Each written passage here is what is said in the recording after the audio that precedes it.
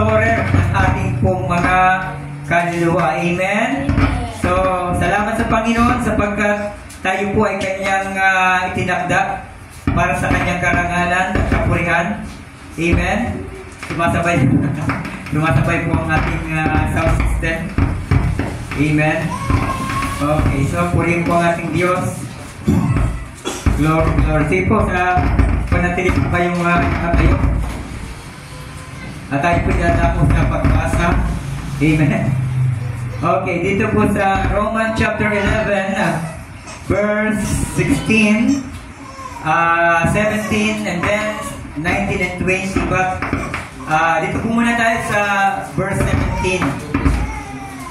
And if some of the branches be broken off, and though being a wild olive tree, were grafted in among them, and we them partakers of the root and fatness of the olive tree. Okay. Sabi sa Tagalog, datapwat ang ilang mga sangay ng abali, at ikaw na isang ulibong ligaw ay isinanib sa kanila, at ikaw ay naging kabahagi nila sa ugat ng katabaan ng punong ulibo. Naway patuloy pong madakil ang ating Panginoon. Manalangin po tayo.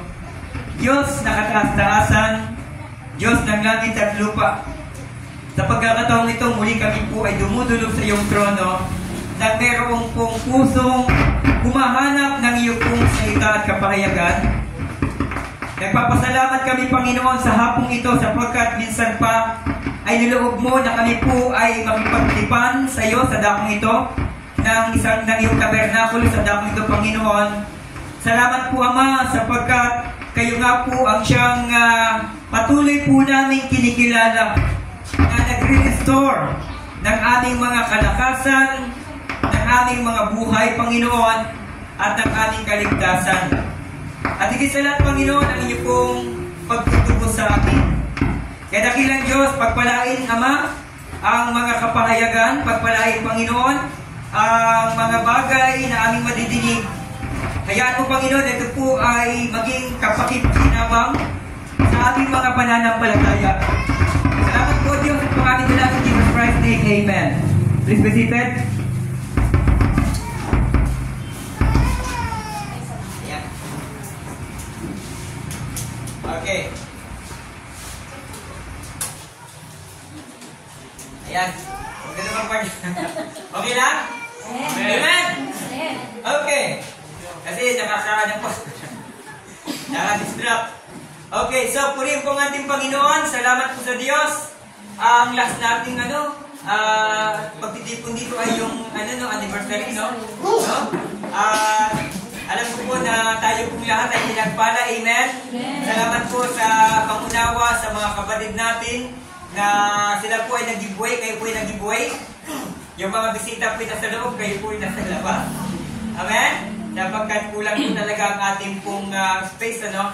Sapagkat sa anniversary talaga pong marami po tayo mga invited guests na mga makakuha natin mga believers, right? Balit ako po ay naniniwala na hindi pa po ito ang pinaka-final. Amen? Meron pa po tayong inaasahang mabuti at maganda sa ating Panginoon. Amen? Sapagkat ang ating Panginoon po ay punong-puno po ng sorpresa. Amen? At isa lamang bagay na ating tatandaan, manatili lang po tayo, magpakatibay lang tayo, magpakatatag lang tayo sa Kanyang salita. Amen?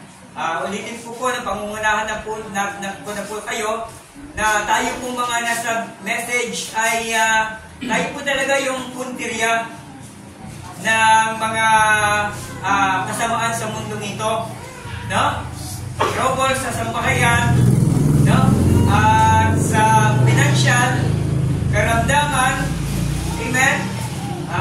Sa mga source of income. So lahat po yan ay naka-focus sa atin. Sapagkat tayo po yung gustong masakin ng diablo. Amen? Amen. Sapagkat hindi naman po tutuksoin ng diablo yung sa kanya. Di ba? Kaya yung mga taga-mundo, mapayapa lang sila. Kahit wala silang Diyos, kaya sabi nga nakaraan, no?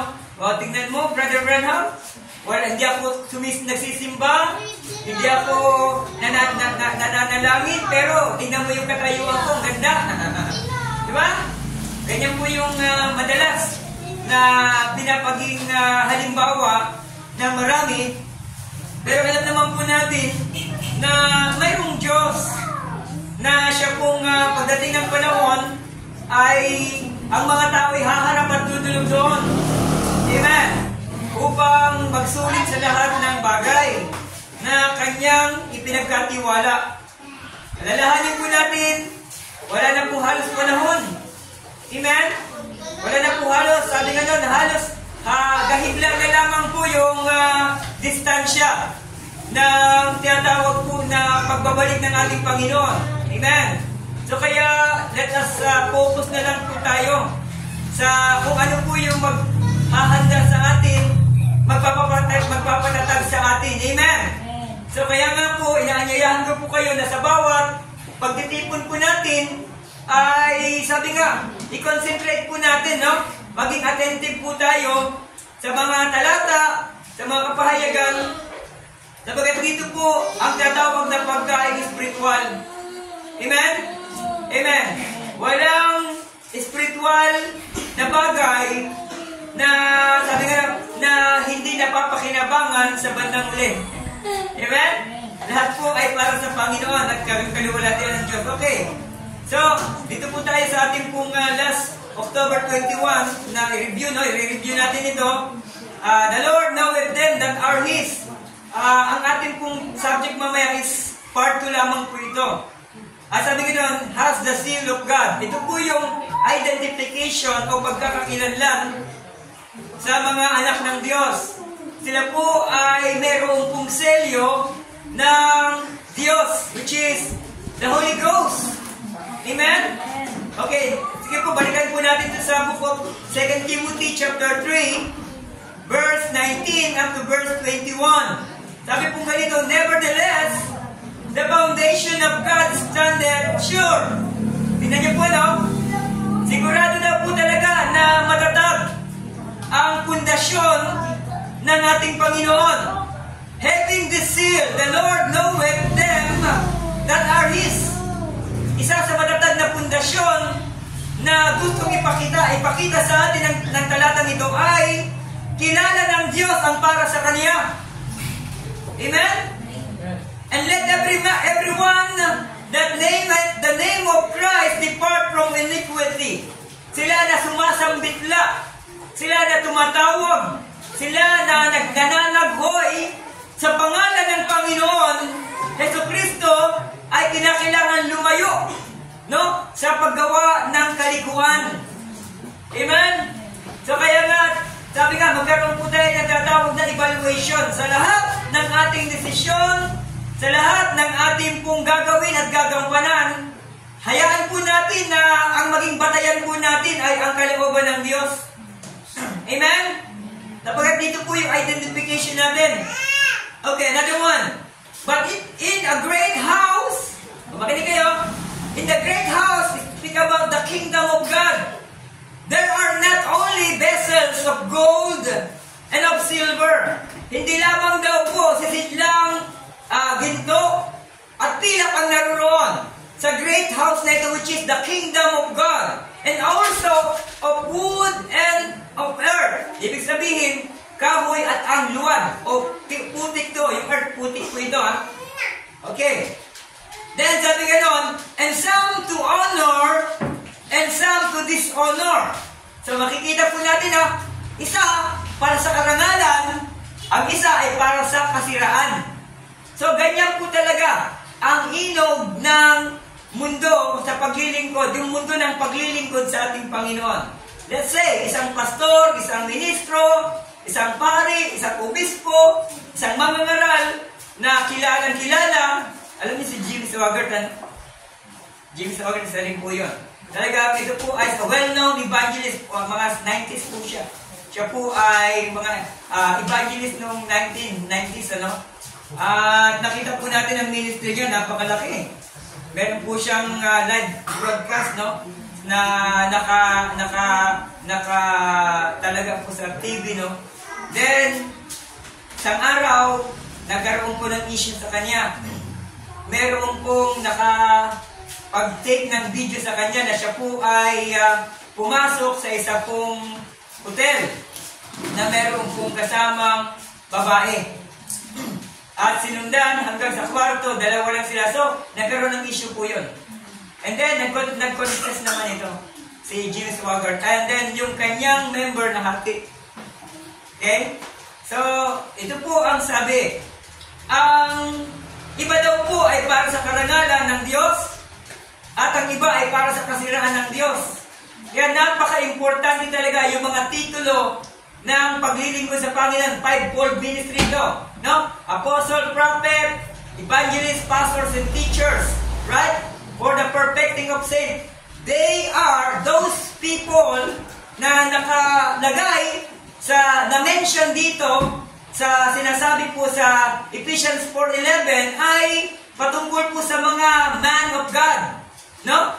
At meron po silang kanya-kanyang mga larangan ng pagiging paglilingkod sa ating Panginoon. Subalit, ang isa doon ay, let's say, nakagawa po ng immoralidad. So, ang tawag doon ay dishonoring the Lord. Right? Why? Dala-dala ng tao na yun ang category as a minister, servant of the Lord, pero nakulong dahil sa, di ba? Alam niya na. So, ito nga po yun. Hindi lahat na nasa dakilang tahanan, lahat ginto, hindi lahat silver, hindi lahat kahoy, hindi lahat na ay luwad. O, ibig sabihin putik. No? At nakita natin dito, ang iba po ay para sa karangalan, at ang iba ay para sa kasiraan. Okay. If a man therefore purge himself from this, he shall be a vessel unto honor, sanctified, and meet for the master's use. So, tingnan niyo po, ang sino ba daw pong tao na dumadaan sa ganitong pamamaraan? Okay? Therefore, purging himself from this, sabi yan, sino yun? Yung mga lingkod ng Panginoon, shall be a vessel, siya po ay lalagyan para sa karangalan ng Diyos. At sabi, sanctified, malinis, at sabi ganyan, nakakatagpo niya ang pagiging lingkod ng Diyos o kagamit-gamit sa Panginoon. You know? And to be used para sa Master. And prepared unto every good works. Amen? So kaya nga po, yung mabubuting bagay, yan po ay nakalagay na po sa puso ng mga totoong mananampalataya. Sige po, quotation po tayo. In the last days, the Bible said, now watch. In the last days, there's going to be two classes of people. Tingnan nyo, sa huling panahon, ito na po yung ina-address na panahon, sa huling panahon. May dalawang klase daw po ng tao. One of them is going to have the seal of God, and the other one, the mark of the beast. Okay? So, tingnan po natin dalawang klase lamang ng tao ang tatayo sa huling panahon. Isa ay ang meselyo ng Diyos, at ang isa ay merong tatak ng halimaw. Peace, right? So, in other words, ito po ay patungkol po sa difference ng mga mananampalataya ng ating Panginoon. Amen po ba? Kasi marami naman pong tumatayo na sila daw po yung mga servants ng Lord. Pero iba ang bumubukal sa kanilang bibig at lumalabas sa kanilang pag-uugali. Okay. If the seal of God is the Holy Ghost, then without the seal, without the Holy Ghost, is the mark of the beast. Dalawa lang po yan. Ang sino mang ayaw at hindi po talaga, wala pong tinatawag na koneksyon sa banal na Espiritu ng ating Panginoon, automatic po yan. Sila po ay sa side ng halimaw na siyang namamayagpag sa ating panahon. Kaya nga po, minority po talaga ang mga true believers sa panahon ito. They are casting out. Sila po ay pinapalayas. Sila po ay under purged. Sila po ay under persecution. Right? Opo, totoo po yan. Malapit na po ito. Okay. So, kaya kapatid, dito po sa ating pong nabasa, alalahanin po natin, dalawa lang po ito. Ang tao na tinatakan ng Diyos ng kanyang Espiritu Santo at ang mga tao na merong marka ng halimaw. At yung marka, hindi yung nandito na 666. Hindi po yan. Ang identification po ng mark of the beast ay yung mga unbelief na mga taong hindi naniniwala sa Panginoon. Yun po yung marka ng halimaw. Yung mga tao na hindi kailanman naniniwala at kanilang tinatawanan lamang ang patungkol sa salita ng Diyos. Diba? Okay. So kaya nga po mga kapatid sa Panginoon, kinakailangan ma-identify mo ang sarili mo kung saan ka nakalugar sa damong ito. Another one. And the Bible said that the two spirits would be so close together. Sinabi ng Biblia na yung dalawang tao na ito ay halos magkaparehas. No? Magkaparehas. Would be so close together. No? And if would receive the very elect, if it was possible, it will never be do it because they were elected to eternal life. So kahit po anong gawin, hindi sila po pwedeng makontaminado. Sino? Yung mga tinatakan ng ating Panginoon ng kanyang Espiritong Banal. Hindi kailanman sila kayang manipulahin ng sistema ng mundo. Right? So, yung pillars of society ay pinapapalooban po ito ng mga pamantayan ng sanlibutan. Isa po dyan ay ang mga simbahan, pamilya, no? Schools, no? Media, sports, ano ba? Mga science, yan po yan. Technology, yan po yan, yan yung mga pillars of society. No? Ito po yung nagpapatakbo ng mundo. At dito mo sa pito na yan, dito makikita yung sistema na ginagampanan ng kaaway. Right? Kaya ngayon, makinig tayo, ang Diablo, wala na po siya sa kanyang trono na hell. Siya po ay nakauluklok na bilang relihiyon. Hello? Ito hindi. Nakaluklok na siya bilang relihiyon. Kung makikita po natin, kung ma-identify natin yung parable na babae na nakasakay sa dragon sa Book of Revelation, no? Ay nasa ano po ata ito, nasa 16, 17 and 18, nandoon po yung makikita na yung babae na ito, ang babae kumakatawan representative as the church. Okay?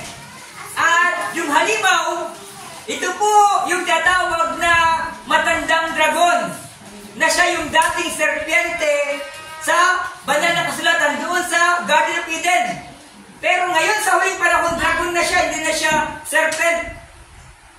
Hindi na siya ahas. Naging dragon na siya. Bakit ka mo? Lumawak yung kanyang koneksyon sa mga bagay. Kasi tingnan niyo po, no? Hindi nagtagumpay si Satan, which is the Lucifer, sa heaven. Hindi siya nagtagumpay para umupo, lumuklok, para sambahin na parang Diyos, bistulang Diyos. Pero dito nagawa niya, totoo ba? Hindi. Nagawa niya na sambahin siya ng kanyang mga kroni. Right? Bakit ka mo? Meron na ng mga Satan's church. Nakikita po natin, nagtagumpay siya dito. Pero ang Diyos, pinirmit niya na lang ito na mangyari. Kaya may makikita kayo, mga antichrist, mga satanism na nagpo-post sa internet. Nakikita niyo, sinisira yung Bible. Ang dami pong ginagawa. Yung mga, katulad po yung nagkaroon sa Olympics, right? Sa part dito ng Italy, ba yun? Italy ba yun? Na naglabas sila ng parang cosplay ito na bull, no? Giant bull na hinihila ng maraming mga tao at yung mga humihila nakadamit na slave.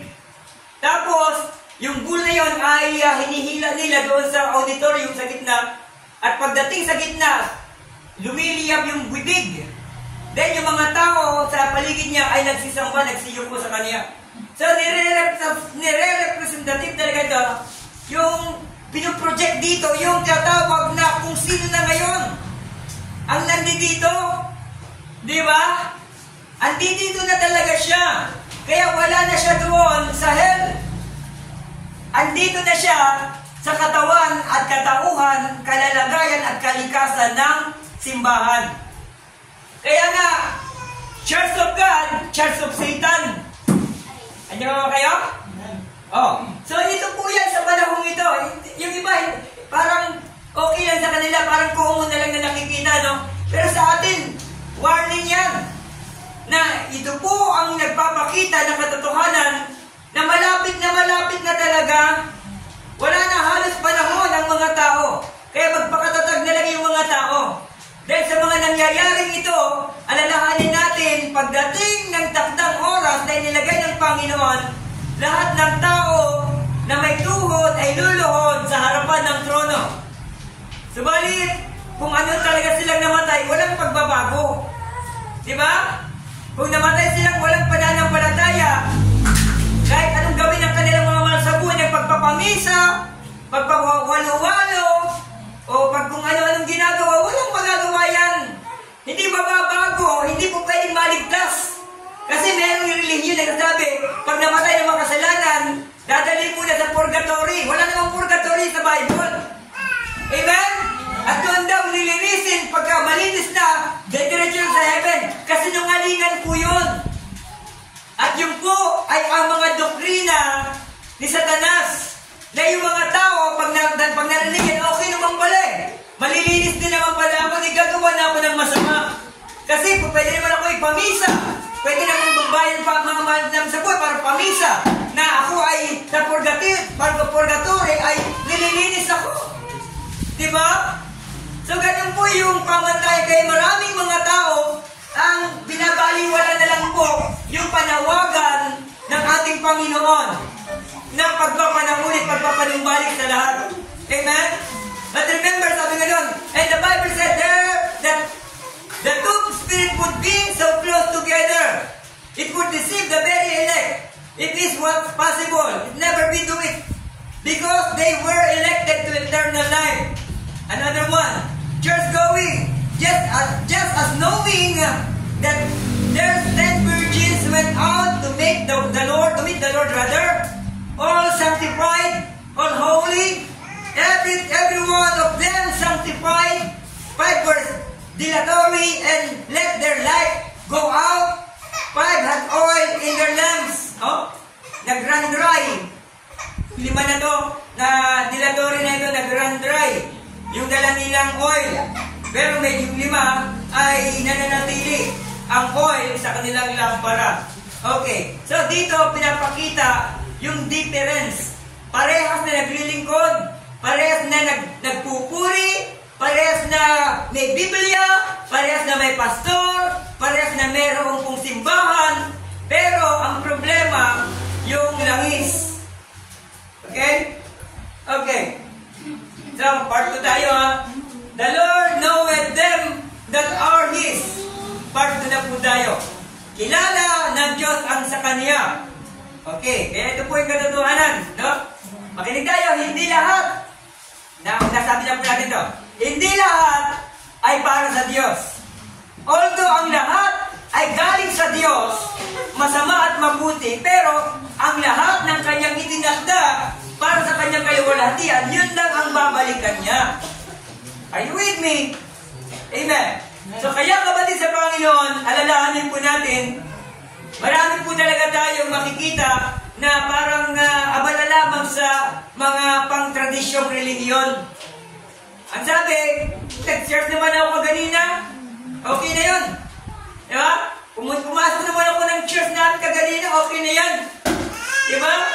Pero, last warning ito ng ating Panginoon sa huling panahon na matatapos na yung kwento para sa pagtutubos at pagliligtas. Matatapos na ito, sabay itong gumagawa sa panahong ito. Yung mga tinatakan o yung mga yung sineyuhan ng Diyos. Amen? Sino yun? Yung mga predestinated before the foundation of the world at yung mga tao na nakakagawa ng mabuti sa mga banal ng Diyos. So sila po, yung mga gumagawa ng mabuti sa mga banal ng Diyos, sila po ang possible ng mga sumpong ng salvation. Iba ang kategorya ng salvation sa redemption. Magkaiba yun. Alalahanin po natin, hindi yan gumaganap sa isang tao. Ang salvation para sa mga tao na ililigtas. Yung redemption para sa mga taong tinubos na pag-aari niya na. Di ba? Malinaw po yan. Another one. Sige po. Dito tayo sa ating Bible reading. Ibilisan natin para makuha po natin ang pinaka-main. Ano? Okay. Dito po sa Romans 11, verse 16 muna tayo. Hallelujah. Chapter 16. For if the first fruit be holy, the lamb of also holy. And if the root be holy, so are the branches. Kung ang pangunahing bunga ay banal, ay gayon din ang lahat. Ibig sabihin, lahat, yung unang bunga, kung malinis, banal, kasunod nun, banal pa rin. Lagay natin dito sa Garden of Eden.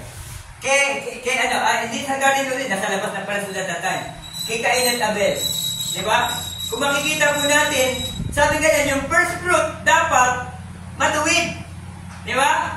Paano si Cain? Bakit si Cain ay merong pusong mainggitin? Bakit marunong magsinungaling itong si Cain? Bakit pumatay? Ito si Cain, wala pa namang nagtuturong pumatay sa kanila noon. Diba?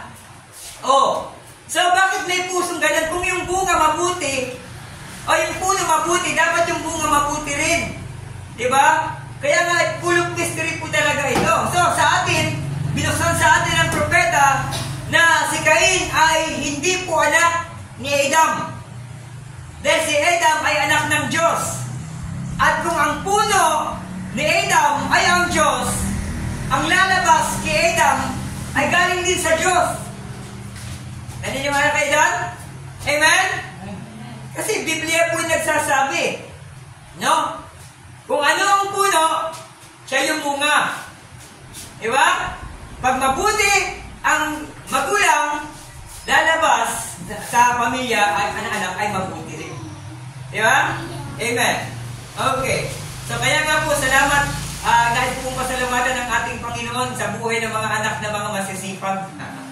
Yung mga anak na may malasakit sa mga magulang. Amen. Hindi kayo nagmamalasakit dahil obligasyon. Hindi nyo gagawin yan sa mga magulang nyo dahil obligasyon, hindi po. Dahil yan po ay atas ng Panginoon sa inyo. Hindi yan obligasyon. Amen? Okay. Okay, verse 17. And if some, dadapat kung ang ilang mga sangay nangabalit, tingnan po natin, balikan po natin ito. Yung puno, mabuti. Kaya yung sanga, mabuti rin. Pero ang problema, nabali yung sanga.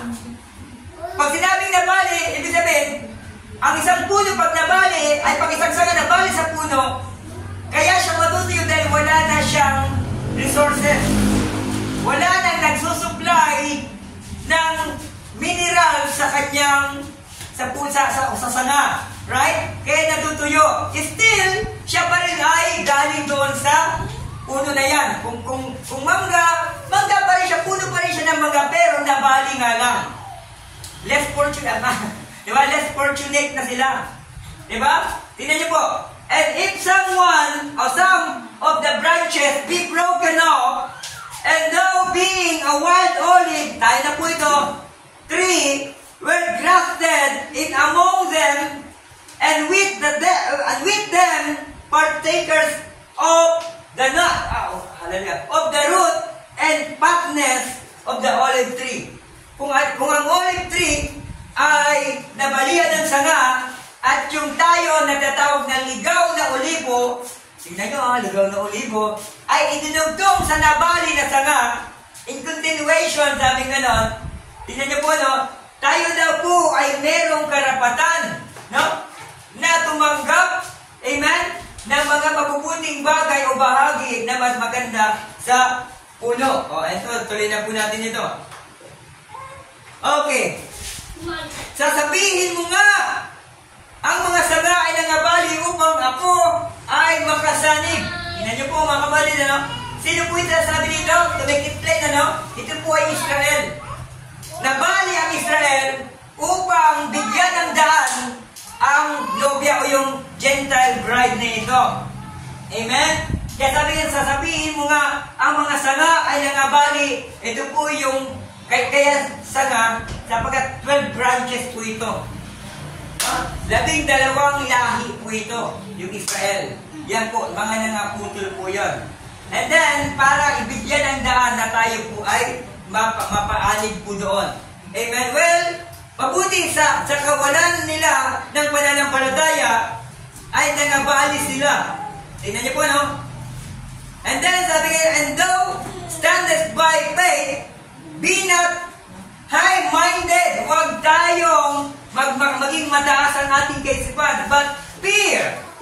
Subalit tayo po ay mga takot daw po sa ating Panginoon. In other words, yung respeto natin sa Diyos. Pag sa gawain ng ating Panginoon, ang isang bagay na pagrespeto, i-off mo muna ang cellphone mo. Para hindi po magre-ring-ring habang nagkagawain. Okay lang po pag nagre-record kayo. Diba?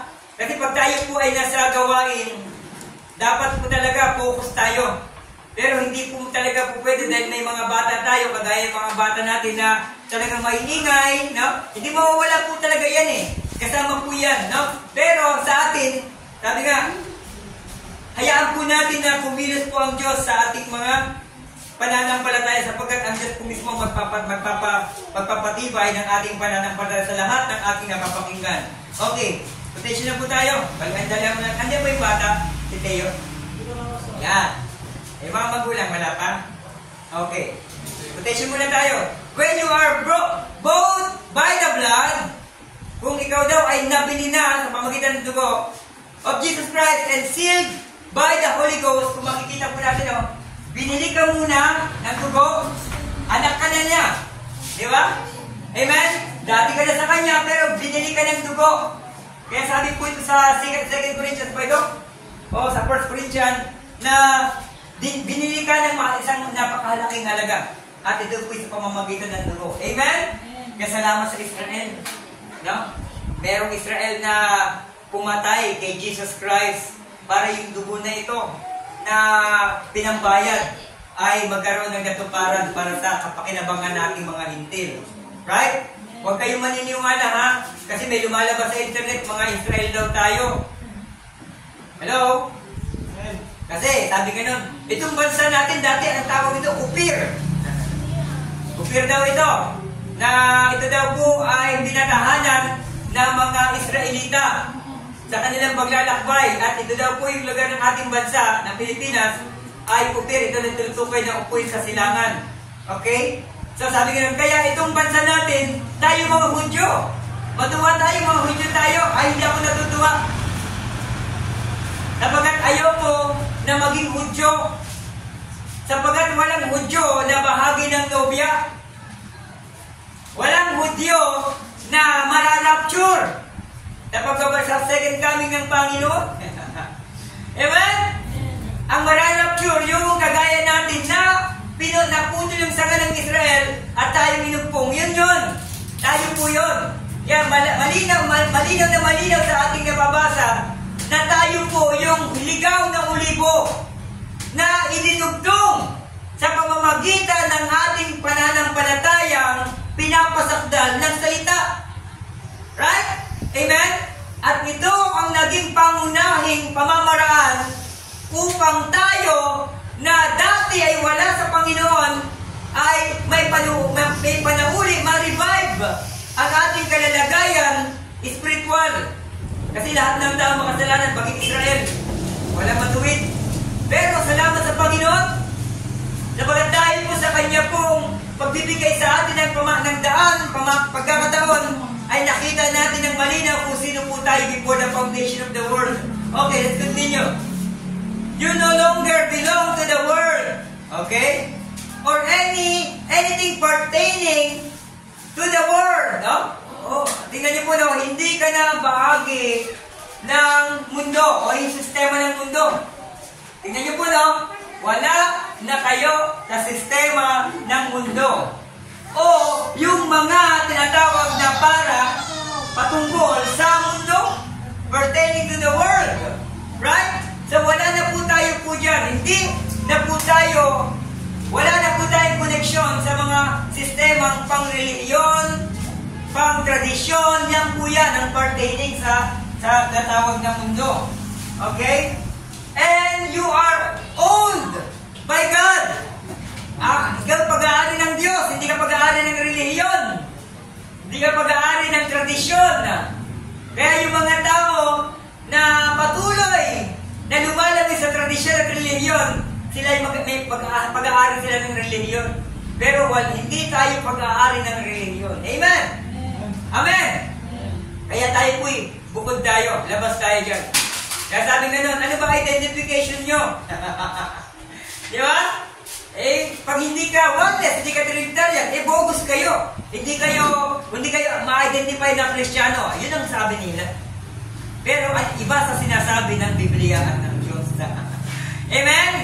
Pinapalabas tayo sa pagkakakilanlan ng mundo, yung identification ng mundo.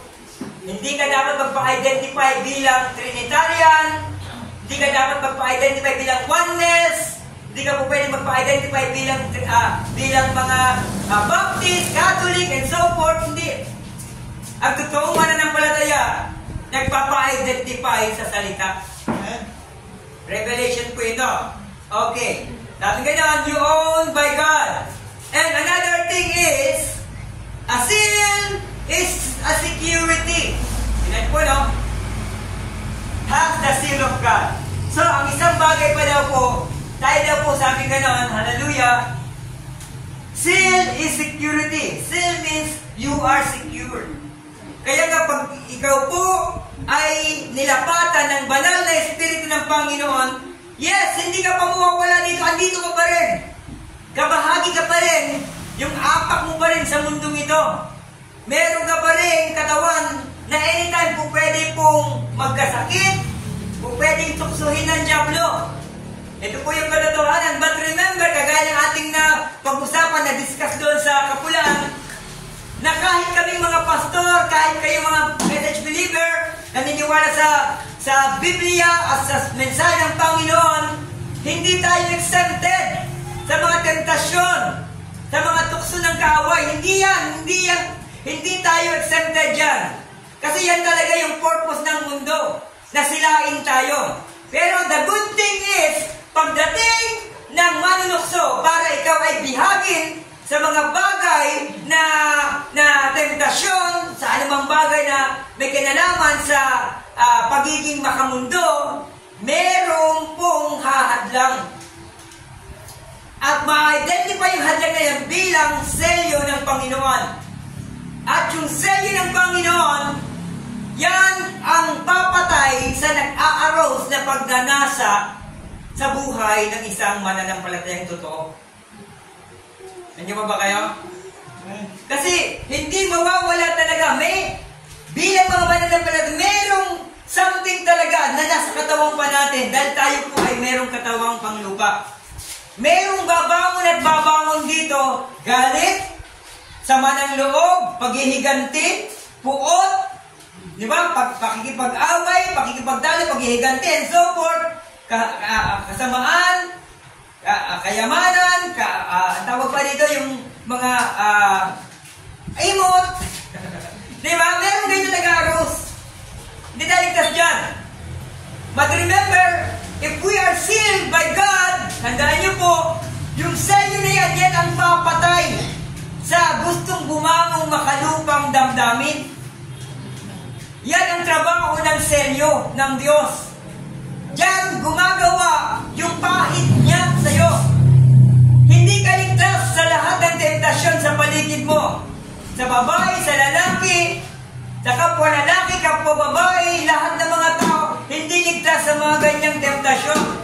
Pero pag-isang tayo, pinahira ng ating Panginoon, ng kanyang Espiritu Santo, pagdating ng mga manunukso ng Espiritu na yan, merong kukover sa iyo.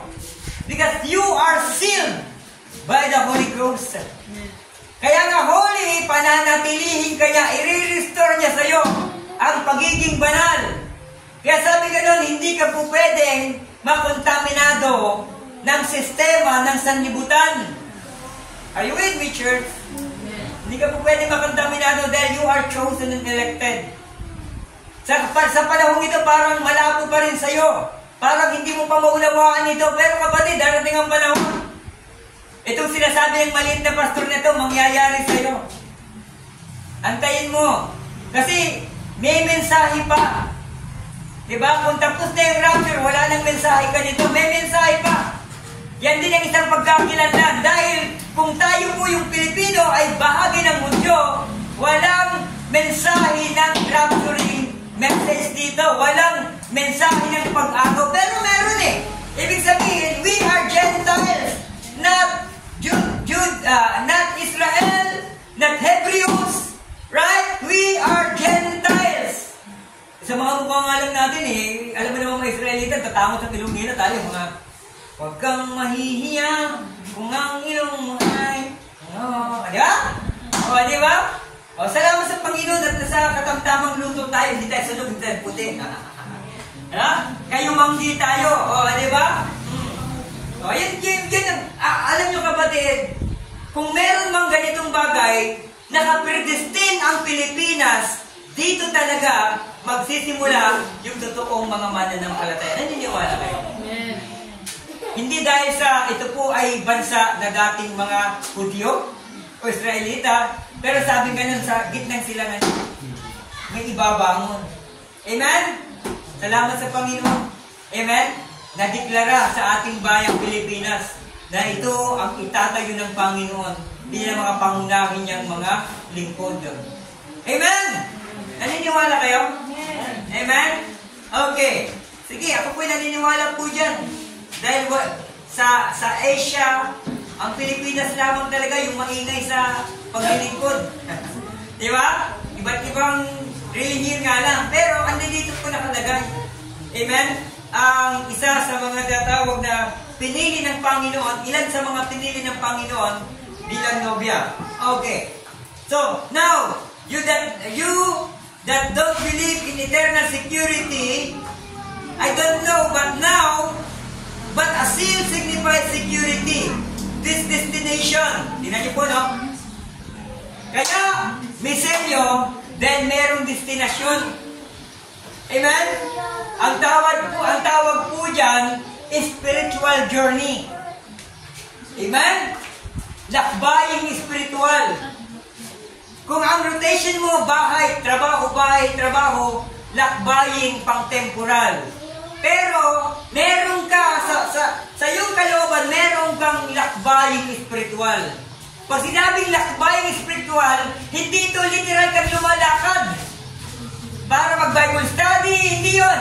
Ang lakbaying spiritual mo is because unti-unti, naaabot mo, label by label, ang kahalagahan ng mensahe. Yun ang paglalakbay ng spiritual. Yung palago ka ng palago sa mensahe ng ating Panginoon, yun ang lakbayin mo. Spiritual. Amen? Hindi po yung lakbay na, sabi, lakbayin, sumama tayo sa Bible study kay Pastor. Hindi yun. Yeah? Ibig sabihin dito yung paglago mo. Kaya kapatid, nandito yung mga books na ito, hindi yan pang display. Tayo makapadiran po sa dito sa Kapulangan, dito sa Labit. Nagkaroon po niyan, basahin nyo. Hello, kasaan yung mga taga-Labit? Tama. Yan yung mga kapatid natin. Di ba? Ako, nagluluto na naman. Okay. May mga books dyan, hindi yan para pang display. Kasi, kung titignan po natin, alam niyo po ba, alam yan, na yan ay isang kayamanan. Yung aklat na yan na mga nakasalansan dyan, ang tingin ng mga mananampalatayang totoo, kayamanan yan. Sapagat dyan nakatago ang lahat ng patungkol sa eternal ng Panginoon. Ayan yan o. Kaya kapatid, simulan nyo po na magbasa. Huwag kayong maglin lamang pag-araw ng Sunday para makinig ng message. Hindi.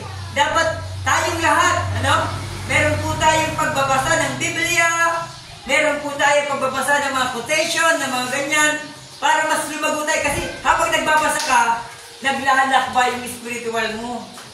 Nakita nyo? Habang nagbabasa ka ng quotation, ng mga message, ng mga spoken word, unti-unti humahakbang ka ang spiritual mo. Kada lago ng yung spiritual, kada pananampalatayang pumapasok sa iyong salita, sa iyong puso, yan ang mga lakbayin, at yan ang naaabot na lakbayin mo. Amen? Spiritual journey nga po ito, sabi nga po ni Brother Brandon. Merong tatawag na, meron pong tatlong, tatawag na journey, no? May tatlong journey po kasi yan, eh. Diba? Exodus, sabi, 3 Exodus. Yung first Exodus, yung literal, sa tatawag na promised land, which is ginanap ng Israel. First Exodus. Second Exodus, ito po si Jesus Christ. Amen, yung lakbayin na ginawa ni Jesus Christ na siya po ay nag-ministry. Ang third Exodus, tayo po ito. Naglalakbay tayo patungo po sa tatawag na promised land, which is yung rapture. Amen, yung marriage supper of the Lamb. Ito po yung lakbayin po natin. Amen. E paano makakausad ang ating pananampalataya pag every Sunday lang tayo maglilin sa mga nakapapakinggan po natin? Meron po tayo kinakailangan self-study. Amen? Meron tayong isang araw o ilang oras sa isang araw para magbasa ng mga spoken word. Ang tawag po dyan spoken word. Vindicated word. Amen? So, kung ayaw niyo naman magbasa, meron pong application na the table. Sa cellphone po yan, kasi cellphone ko meron the table eh. Ngayon, kung tinatamad ka magbasa, meron ka lang pipindutin doon para siya na yung magbabasa sa'yo, makikinig ka na lang. Meron po doon na ganon, the table. Kaya, inaanyayahan ko po bawat mananampalataya dito, mag-download po kayo ng the table sa Play Store, Sa Play Store, nandoon po yun. Pag naka-internet kayo, mag-download kayo ng the table. Okay, so yun po yun. Lahat ng mga messages na binaba ng prophet na mensahero ng Laodicean Church Age, nandoon lahat. 1,100 na messages nandoon po. Naka-restore po yun. Makikinig na lang kayo, mag-headset na lang kayo. Diba kung natatamad kayo magbasa? Bakit ka mo? Kasi lalago. Doon kayo lalago. Amen? Doon kayo mag-expand sa inyong understanding sa word ng ating Panginoon. Okay. So, sabi nga woe unto that guy that would try to break that seal. Seal, signifies security. No? Sumpain sila na magsisira sa selyo na ibig sabihin sisira, yung hindi nila paniniwalaan. Yung ipagkikwento na huwag kayong maniwala, yun ang sumisira. Yun ang pagsira. Pero hindi nila kayang sirain talaga yung selyo. Amen? Pwede sirain ng tao ang selyo sa kapwa-tao nila. Pero kailanman hindi nila po pwedeng masira yung selyo ng ating Panginoon. Diba? Pwede naman pagsabing pagsira ng selyo, yung pagsisira sa atin. Diba? Ito po yun, yung paniniwala po natin. Sabi sa uling panahon, napapawalang kabuluhan ng marami. Yun po ang tawag po doon. Okay, another one. And the Holy Spirit still cannot be broken. You all have heard me say that people said, the devil made me do this. Ang diablo ang gumawa sa akin ng mga ganitong bagay, kaya ako minalas, kaya ako nakulong sa pagkakasala. Diablo kasi yan. Yung diablo na yan, sabi ka. Ang isang bagay daw po, kaya daw po nakakagawa ng ganyan yung mga tao. Yes, malaki ang portion ng devil dyan. Kasi siya yung creator ng kasamaan. Siya yung tagapag-dispensasyon, tagapag-dispense ng mga kasamaan. Pero ang isang patuloy daw po dyan dahil nagagawa ng tao pumatay, manira, mang-rape, magnakaw, nagagawa yan sapagkat wala silang selyo ng Diyos. Di ba malinaw? Nasabi natin kanina na pag ang mga may selyo, pag may nag-arouse na mga bagay na mga masasama, meron tayong selyo, yun ang papatay sa mga pagnanasa na gustong mangibabaw. Pero yung mga taong walang selyo, dire-diretso nilang nagagawa yon sapagkat wala silang proteksyon sa Diyos. Kaya yung selyo, protection mo yun. At ang selyo ay ang pahid ng banal na espiritu. Kaya napakahalaga ng bahagi ng espiritu sa mga mananampalataya. Sapagkat ang espiritu ay kumakatawan sa kapahayagan ng Diyos sa huling panahon. Sapagkat ang panahon ng New Testament is about the indwelling of the Holy Ghost. God in us, God above us, God with us, God in us. God above us, Old Testament time, God with us, Gospel, Christ in us. Amen? In New Testament, God in us, hindi na with us. Hindi na nasa atin, kundi sumasa atin. Amen? So malinaw po yan ha. Ang Diyos, siya'y mataas na Diyos sa Old Testament time. Kaya yung lakbayin po, nagpapakita lang siya sa image ng pillar of fire, pillar of cloud, dahil siya nagpapakita sa imahe ng mga ganyan. Pagdating sa gospel, nagpakita siya bilang Emmanuel, as God with us. Ang Diyos ay sumasa atin. Right? Then pagdating ng New Testament time, speak about yung Pentecostal day na ito, yung tinatawag na first revival para sa mga believers ng gospel, ang tawag doon, God in us. Yun na. At hanggang sa kasalukuyan, buhay na buhay, yung ministry ng God in us. Are you with me? Kasi kung hindi tayo napahira ng Panginoon, kahit noon pa, marahil wala na tayo.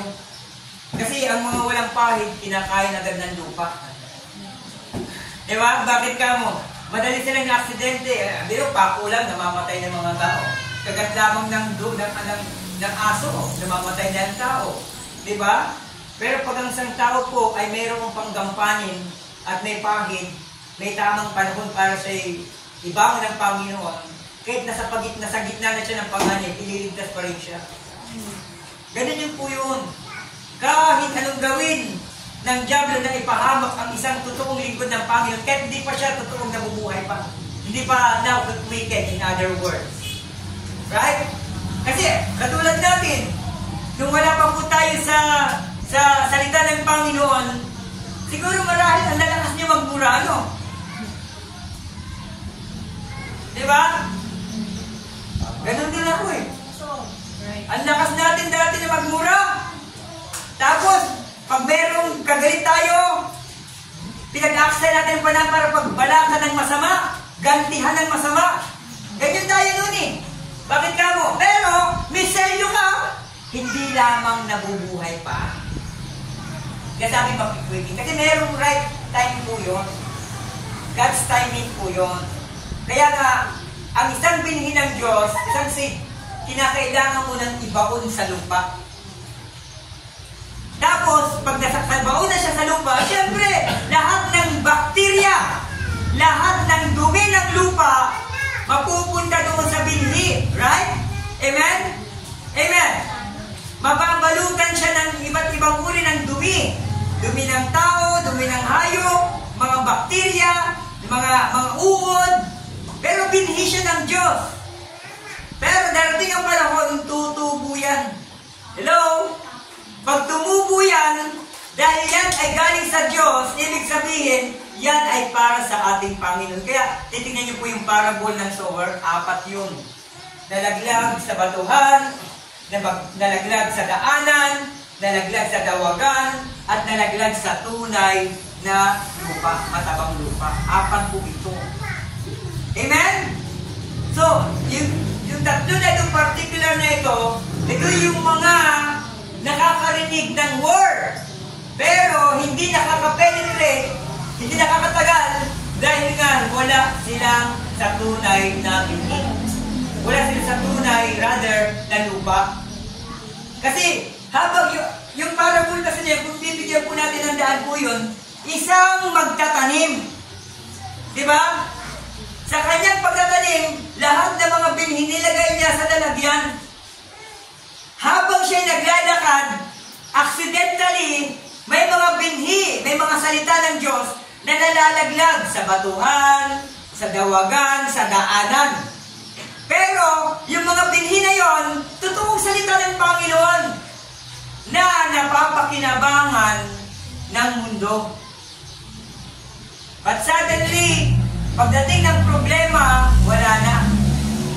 Hindi na nakakatayo. Bakit kamo? Sapagkat madaling mamatay. Anong sabi nga nun? Yung mga nalaglag sa batuhan, dahil nga sila ay sa bato, tumubo naman.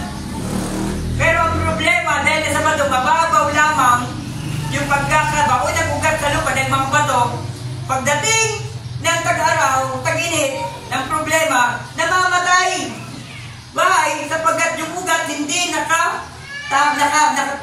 naka-absorb sa totoong lupa.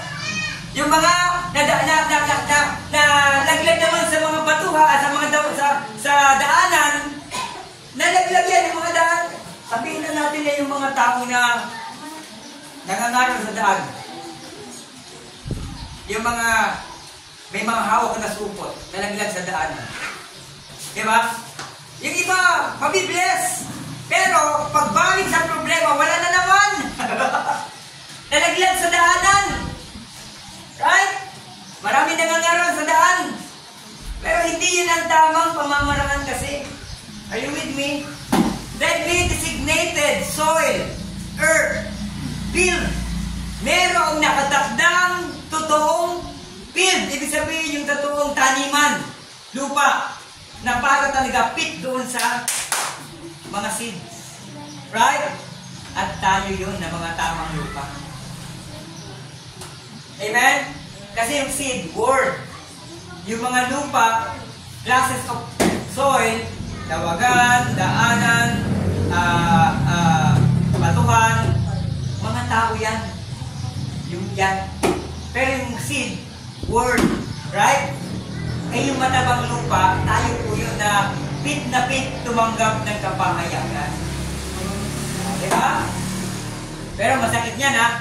Pero mo, build na ng Panginoon, pero pumunta pa rin doon yung tatawag na midnight sower. Diba? Kaya kahit sa kalipunan ng mga totoong binhi ng Panginoon, totoong lupa ng Panginoon, build ng Panginoon, meron pa rin pumasok, meron pa rin tumubo ng mga masasabang damo. Kasi magkadugtong yun eh. Magkakadugtong yun. Diba? Yan ang nangyari. Pagdating ng mga caretaker, naku, may mga damo yun. Bakit may mga damo sa totoong lupa ng Panginoon? Nag-report sila, sabi nga, Panginoon, may mga damong tumubo doon, no? Sa yung totoong iglesia. Kakalusin ba namin? Ay, wag. Kasi baka madama yung mga totoong binhi. Right? Hayaan mo na na lumago ang bawat individual, bawat isa sa kanila. Pagdating ng anihan, doon yun na gagapasin. Ito yung anihan ha. Uling panahon, anihan na ito. Kaya, binuubukod na ng Diyos ang para sa kanila. Amen? Okay. Now, you went out to Him. He could get into, because the only way He'd get into you is come through the same process that you have. He'd have to be saved, sanctified and filled with the Holy Ghost. Then He'd be your brother. Yung malamang daw po, ma-identify na kayo bahagi ng mga bagay na ito, grupo na ito. He didn't do it. No. You just went to the borderline and come back lusting for the things of the world. Ito na po yung mga borderline. Yung mga borderline, ito po yung mga, alam niyo yung binabasa namin sa Bible, yung kasi step by step po yan, verses by verses, chapter by chapter. Merong pong nababasa kami na sa paglalakbay ng mga Israel, merong mga naiiwan sa mga lugar na kanilang dinaraanan. Okay? Ang tawag sa kanila, mga borderline believers. Bakit borderline? Ibig sabihin, kasi yung borderline, hangganan. Nasa hangganan lang sila. Tignan niyo po si Moses. Nakita niya yung promised land. Pinatanaw sa kanya sa bundok. Pero sabi ng Diyos, hindi mo yan mararanasan. Merong gaganap ng mga bagay patungkol sa aking pinagagawa. Right? So kaya kapatid sa Panginoon, same process na ginagawa ng ating Panginoon. Bakit kamo? Makinig kayo. Bakit ang linaw-linaw ng command ng Lord sa Israel, as rather kay Moses, sabi, ilabas mo at dalhin mo sila sa promised land. Siya rin yung naka-assign na prophet para magdala doon, hindi lang sa hangganan, kundi mismo doon sa loob ng promised land. Pero bakit hindi siya nakapagpatuloy? Makinig kayo. Meron niyang mystery. Inutusan, kasi uhaw na yung mga Israel. Uhaw na sila, wala ng tubig. Ngayon, sabi ni Moses, Panginoon, Elohim, wala nang mainom yung mga tao, anong gagawin ko? Nagsalita si Elohim. Sabi ng Elohim kay Moses, nakikita mo ba yung bato na yan? Ituro mo yung bato na yan, at pagkatapos mo maituro, bubukal ang tubig para maiinom ng mga Israelita. Ang problema, tingnan niyo po sino yung bato? Panulukang bato? Si Jesus. Ang problema, pinalo niya. Ang sabi sa kanya, ituro mo lang. Bubukal na yung tubig. Ang problema, pinalo niya ng ikatlong beses. Tatlong beses niya pinalo.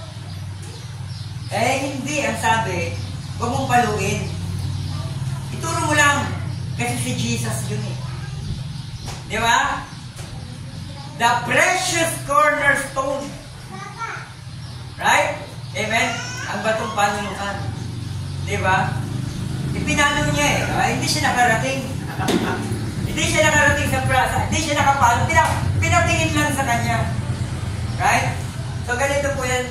And then, let's continue.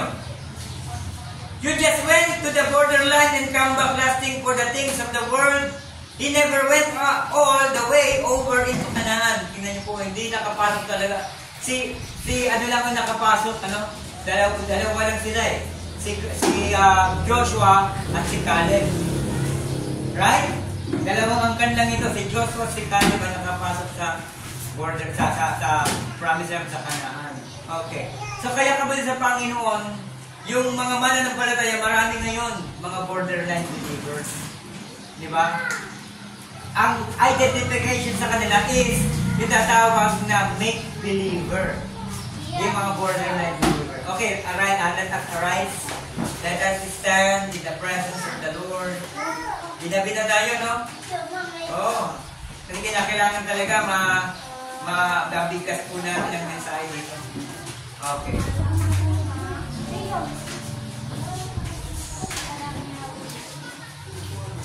Gates of love.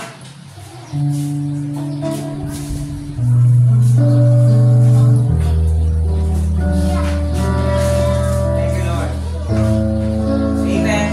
Habang inaawit po natin ito, ihanda niyo po yung sarili. Kausapin niyo po ang ating Panginoon. Sabihin niyo, Lord, gusto kong lumago sa iyo. Lord, gusto kong mas malaman pa yung mga bagay buhat sa iyo. Kasi yan po importante. Before na mag-end ang ating gawain, Ito po ay isang bagay na napakahalaga bago po mag-end. Dito mo po kayo surrenderan lahat sa Panginoon. Amen? So now, ano po yung natutunan mo ngayon? Meron bang impact ang salitang napakinggan mo sa'yo? Ano yung lumalarawan sa'yo habang napapakinggan mo yung mensahe? Tingin mo sa Panginoon, sa Kanya. Tingin ka doon, looking unto Jesus. He is the finisher, author and the finisher of our faith. Amen? Tingin mo sa Panginoon, Lord, gusto kitang makilala pa sa kapahayagan mo. Amen? Glory. When all the world is so empty and untrue, let me just stay here with you. I want to be where my spirit could fly free and soar to heavens with you. Sing with me. You give me comfort like no one else could. In your presence, I find rest.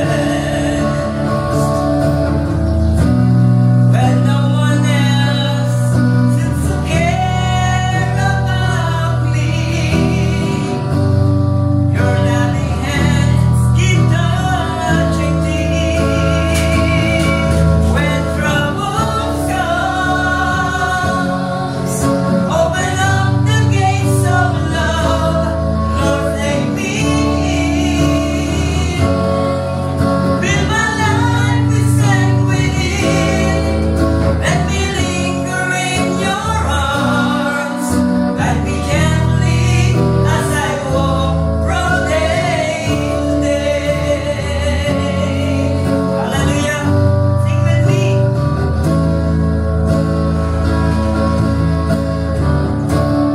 When I see nothing but weakness and wounds, show me a vision of you.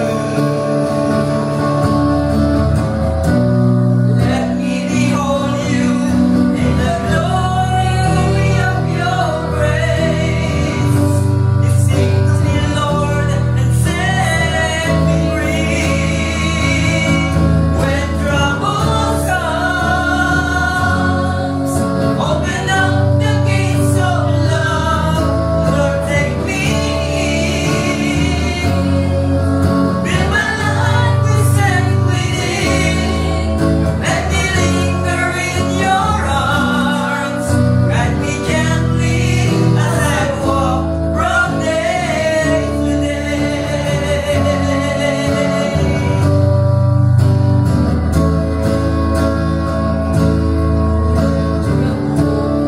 When troubles come, open up the gates of love, Lord, take me.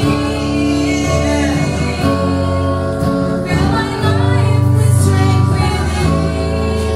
Let me linger in your arms. Guide me gently as I walk from day to day. Guide me gently as I from day to day. Amen. Palakpakan natin ating Panginoon. Oh, Lord, to you, God Almighty. Hallelujah. Thank you, Jesus Christ. Amen. Sige po, samahan niyo po mo na manalangin na si Brother Teo. Oo.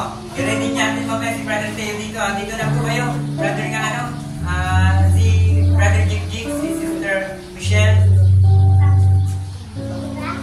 Tawagin natin sila, yung mga parents ni Brother Teo. Sige. Okay, panandala tayo manalangin, mapagpala naming Diyos. Minsan pa ay patuloy namin pinapaabot sa iyong trono ang ating sama-samang may kagalakang nagpapasalamat sapagkat pinagpala mo ang aming pananatili sa iyong tabernakulo ng mga bagay patungkol po sa iyong paghahari at sa iyo pong pagkilos at trabaho sa aming mga pananampalataya. Ama, sa araw ng bukas ay meron na naman kami kanya-kanya mga rotation, meron kami mga gagampanan, Panginoon. Dalangin po namin, Panginoong Diyos, na minsan pa ay samahan mo po kami, lalo na po, Panginoon, sa election, Panginoon, bukas, sa mga barangay elections, Lord, hallelujah.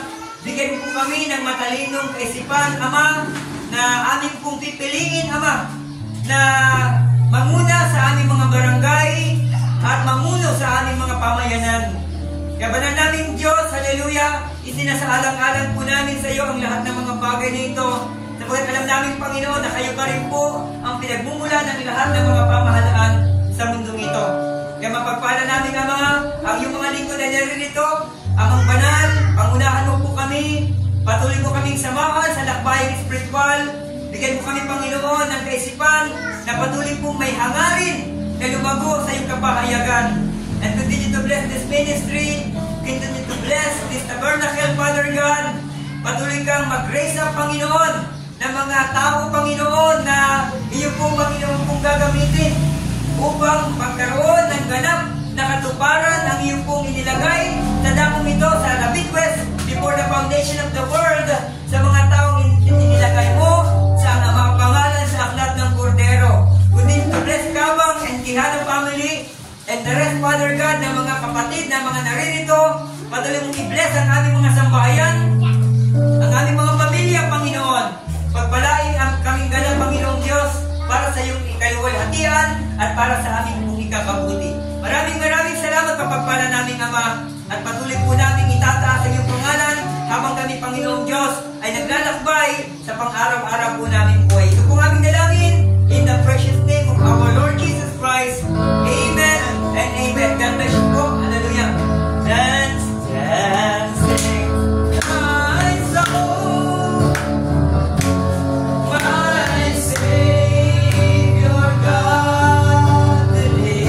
How great thou art! How great thou art!